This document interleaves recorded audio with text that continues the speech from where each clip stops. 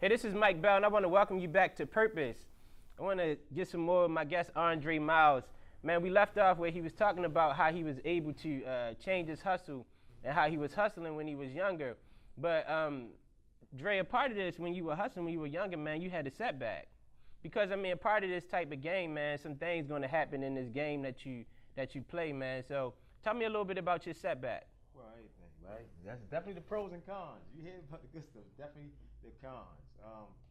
At the age of 24, I was indicted, a federal indictment, where I was sentenced to 10 years.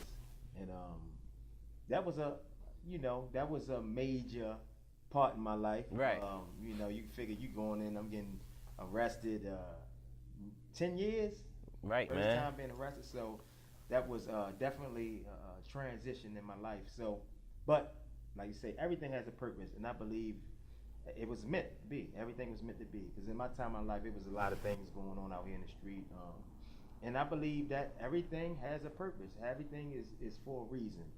I'm fortunate to be in all the things I was in, situations I don't have a bullet in my body. Right. I lost a lot of friends. Right. Through the way we came up. I lost a lot of friends early in the game before I went in and while I was in. Right. So everything was for a reason for me to be here today.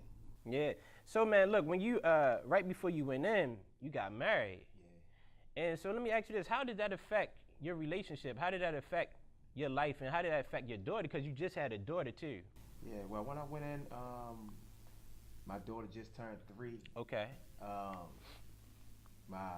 just got married. Mm-hmm.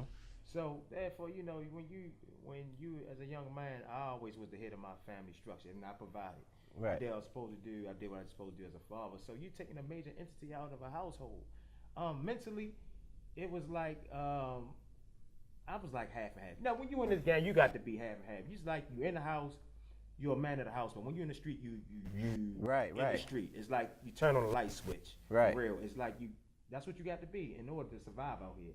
So I understand the consequences of my actions of being out in the street. Yeah. But on the back end, I still was a family man. I still had a family. I still had responsibility.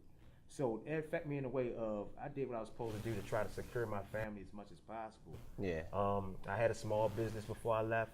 What type of business did you have? I was in commercial cleaning. I had a commercial cleaning business. Oh, okay. Like I said, I always grind. Right. So when I did that, my mission was to put myself in position that I would be secure in the long run. Okay.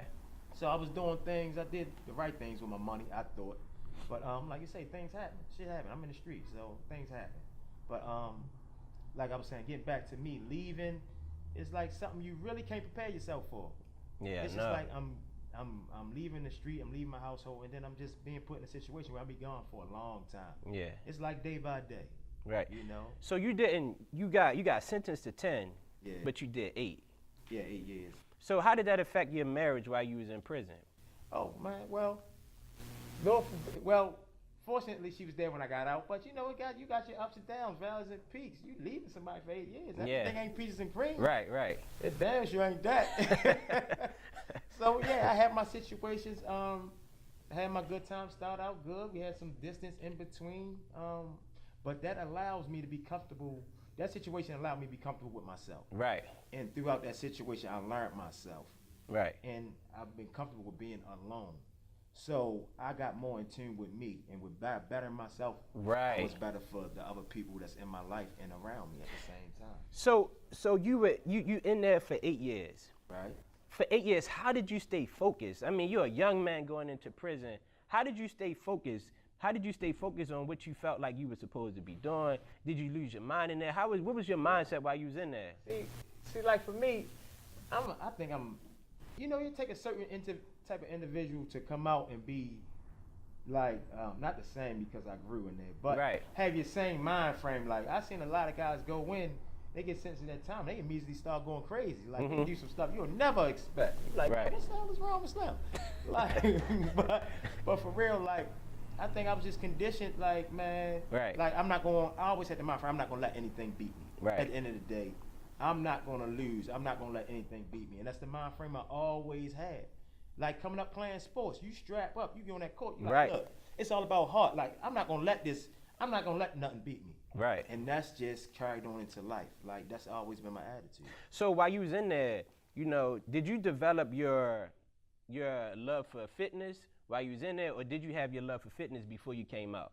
I think that came up. I honed that while I was in. In there, you work out every day. It's like part of your, like staying mentally sound. Like that was my positive way of releasing negative energy. Right. And I did it on a daily basis. So with that, I acquired knowledge. I did it on a regular, so my body changed. And going through all different transitions, trying different workouts, working out with different guys, going to different prisons, I worked out, and my physical aspect of me changed. Right. But so how you was like built, it changed. Yeah, how I was built, it changed. But also while going through that, I'm acquiring knowledge. I'm reading up on a lot of things, so I acquired a love for fitness.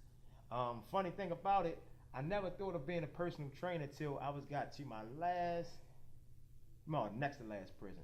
Guys say, one thing about it, being in the federal system, you can take college courses. So that was a benefit.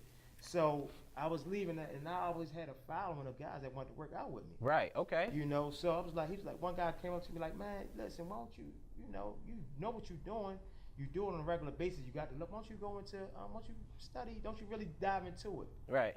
So fortunately, when I got to my last prison, they had some courses that I was able to take. So like I say, I'm always hustling, so I'm always thinking about future. So I'm thinking about, okay, if I acquire this certification, at least I have a job, setting myself up for a job coming out. Right. And with that, that's what I did. I took the college school, I took the course, and I got my certification in personal training. So I was able to come out the door with something. Man, what's crazy, man, like about life, man, you can be in some crazy situations, man, but everything can work together for your good. Yeah. And one of the things that I love about life is, even when you have a setback, sometimes setbacks can set you up for something better. You probably would never have been at a place where you started exercising if you never went to prison. And who would have ever known, or who would have ever known what could have happened to you, if you were still out here in the streets? I mean, because while you was locked up, even before you got locked up, the streets was crazy. Yeah. There was a lot of crazy stuff going on. There was a lot of crazy situations that you probably was in while you was in the streets, man. So, man, like, it's always a blessing, to be able to, see somebody that survived and was able to change their mindset. Man, we're going to have some more with Dre after this.